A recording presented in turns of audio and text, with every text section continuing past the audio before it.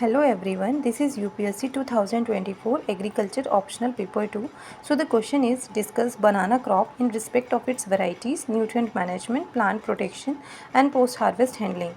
So it is of 20 marks question and you have to attempt in the range of 250 to 300 words.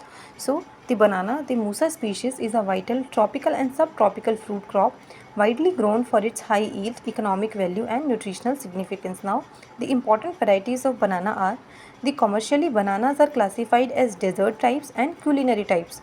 The culinary types have starchy fruits and they are used in the mature and ripe form as vegetables, while dessert types are used in the mature ripe form. Now the important varieties are dwarf Cavendish, Robusta, Monthan, Puvan, Nentran, red banana, Nyali, Safed Velchi, Andhrapuri, Ardhapuri, Rasthali, Karpurvali, Karthali, Grand Nene. It is an imported variety from Israel and Basrai. So these are some of the important varieties of that we cultivate for banana. Now the nutrient management for efficient production of the banana. This is the nutrient requirement per plant, that is 10 kg farm yield manure, 200 to 250 gram nitrogen, 60 to 70 gram phosphorus and 300 gram potassium. So NPK, these are the vital nutrients that are required for the cultivation of any crop. Now in acidic soil, triple superphosphate or diammonium phosphate is recommended. Now the calcium influences the yield through its interaction with the nitrogen, phosphorus and potassium. So in the acidic soils, use of dolomite and limestone as soil amendments is common. So to tackle the acidic soils, we use these dolomite and limestones. Now in case of acute magnesium deficiencies, foliar application of magnesium sulfate is effective.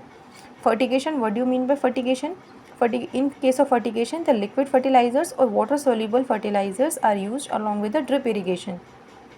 So in order to avoid the loss of nutrients from conventional fertilizers, that is loss of nitrogen through leaching, volatilization and evaporation, and loss of potassium and phosphorus by fixation in the soil, so fertigation is adopted. So the losses of these nitrogen, phosphorus and potassium can be avoided with the help of fertigation.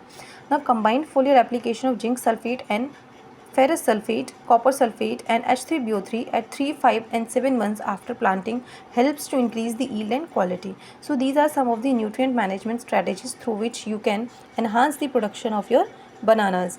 Now plant protection. So we have to do the protection from the insect pest and diseases. So the most common insect pests are rootstock, rhizome weevil, stem borer, thrips, banana beetle, banana aphid, etc.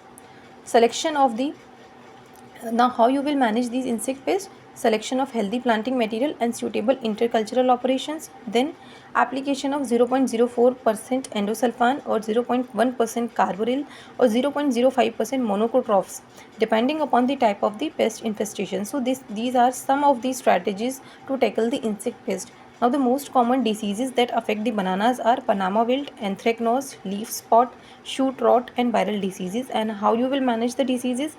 Use disease-free planting material, destroy infected plant parts, spray 1% Bordeaux, copper oxychloride and carbendazim in case of fungal infection. So in this way you can tackle the insect pests and diseases. Now post-harvest handling. So after harvesting we have to do the proper post-harvest operations also to efficiently manage the quality of the bananas. Now first of all, after harvesting we will do the washing and cleaning with potable water along with fungicides. Then we will do the grading based on the size, color and maturity of the fruits. Then storage. The mature green bananas can be stored for up to 3 weeks in ethylene free air or up to 6 weeks in a controlled atmosphere at 14 degrees Celsius and 80 to 90% relative humidity. So these are the storage conditions under which we can store our mature green bananas. And the mature fruits, they are ripened with the lower doses of ethyl of around 100 to 150 ppm for the uniform color development under controlled condition at 15 to 18 degrees Celsius. After proper storage conditions, we can for transportation purposes we can do the packing like in the wooden or cardboard boxes, or bamboo baskets are also used. In some cases banana bunches are packed in the old gunny bags wrapped with the banana leaves.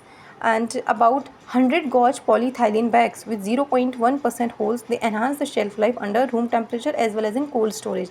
So these are some of the packaging materials that you can use for the packaging of bananas. Hence, banana cultivation, when managed properly through variety selection, balanced nutrition, effective plant protection, and scientific post-harvest handling, can ensure high productivity and profitability. So thank you and keep watching my videos.